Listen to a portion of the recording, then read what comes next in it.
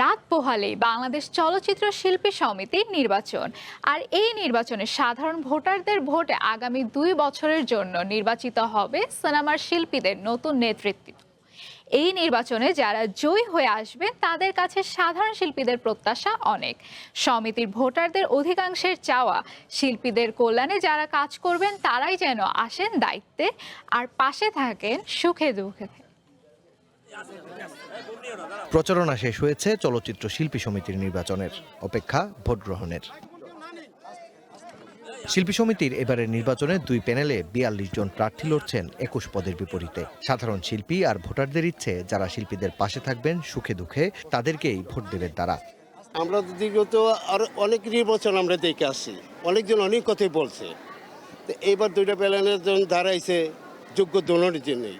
তা আমরা চাই যে জয় আসবে, আমাদের যারা বুকে ডাইকা নিবে, আমরা তাদেরই যারা যোগ্য, যারা আমাদের পাশে থাকবে, আমরা তারই দিকে আসলে আমরা ভোট দিব। আমরা চাই একটা সুন্দর পরিবেশে আমাদের শিল্পীদের যেন একটা মূল্যায়ন হয়, শিল্পীদের একটা ভালোবাসা, তাদের পাওনাগুলি যেন আমরা ভবিষ্যতে আমরা নিতে পারি। প্রত্যাশা যে আমরা আগামীতে তারা বাসস্থান চায়, এটা আমরা প্রথম দাবি। তার শিল্পীদের মূল্যায়ন, শিল্পীদের সমবায় মিলে তাদেরকে যেন মাসিক একটা ভাতার সিস্টেম করুক, আমরা সরকারের কাছে ওইটা দাবি জানাচ্ছি। এদিকে বেশ কিছু ভোটারের দীর্ঘদিনের দাবি, সাধারণ শিল্পীদের মাথা গোঁজার ঠাঁই যেন নিশ্চিত করে এবারের নির্বাচিত কমিটির নেতারা।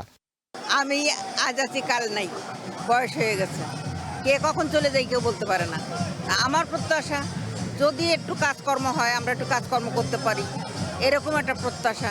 আর হলো আমাদের একটা মাথা গোঁজার ঠাঁই। আমরা এখন খুব অসহায় হয়ে গেছি। আমরা তো গাড়ি বাড়ি করি না, আমাদের দিন এই না দিন করতে হয়। তাই আমরা করতে চাই, যারা নাকি পাস করবে তারা আমাদের জন্য কল্যাণ ফান্ড করে একটা ফান্ড করে দেন, আমাদের একটা মাসে মাসে যেন আমরা ভাতা পাই, আমরা সুযোগ সুবিধা পাই, অসুখ বিসুখ হলে যেন আমাকে পাশে দাঁড়ায়। শিল্পী সমিতির সব নির্বাচনের আগেই প্রার্থীরা নানা রকম আশা দেখান ভোটারদের, তবে সেই আশা আর আলোর মুখ দেখেনি বেশিরভাগ ক্ষেত্রে। এবারে তার পরিবর্তন হবে কিনা সেটাই এখন দেখার বিষয়। মাকসুদুল হক ইমু, ওয়ান এন্টারটেইনমেন্ট, ঢাকা।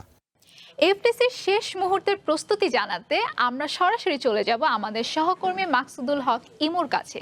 তিনি আছেন সেখানে। ইমু, আগামীকাল তো নির্বাচন, এফডিসির পরিবেশ কেমন দেখছেন?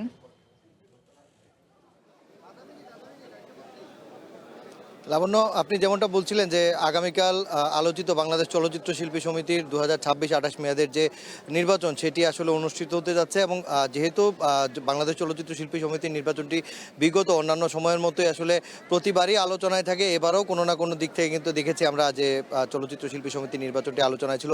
আপনাকে যদি আমি একটু দেখাই যে আমাদের পেছনে দেখতে পাচ্ছেন যে চলচ্চিত্র শিল্পী সমিতির আজকে কিন্তু আসলে মূলত নির্বাচনের যে প্রার্থীদের কার্যক্রম সেটি আসলে কোনো অংশে নেই, কারণ আজকে যেহেতু নির্বাচনের ঠিক আগের দিন প্রার্থীরা প্রচারণার জায়গা থেকে তারা বিরত থাকছেন। তবে কুশলাদি কিন্তু তারা বিনিময় করছেন সাধারণ ভোটারদের সাথে।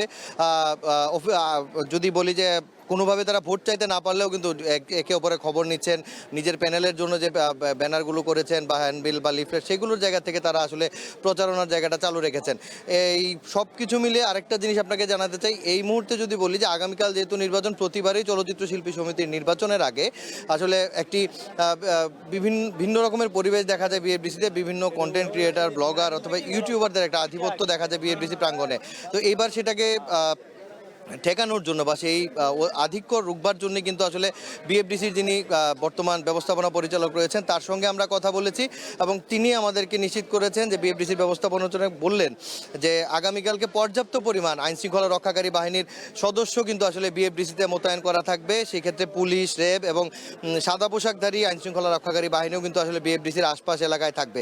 পাশাপাশি তিনি আমাকে নিশ্চিত করেছেন যে দেশের নিবন্ধিত এবং সরকার অনুমোদিত যে গণমাধ্যমগুলো আছে তার যারা প্রতিনিধি আছেন তাদেরকে আসলে সংবাদ সংগ্রহ করার জন্যই আসলে এই নির্বাচনের জন্য তারা আগামীকাল অনুমতি দিবেন, এইরকম একটা সিদ্ধান্ত তারা এরই মাঝে নিয়েছেন।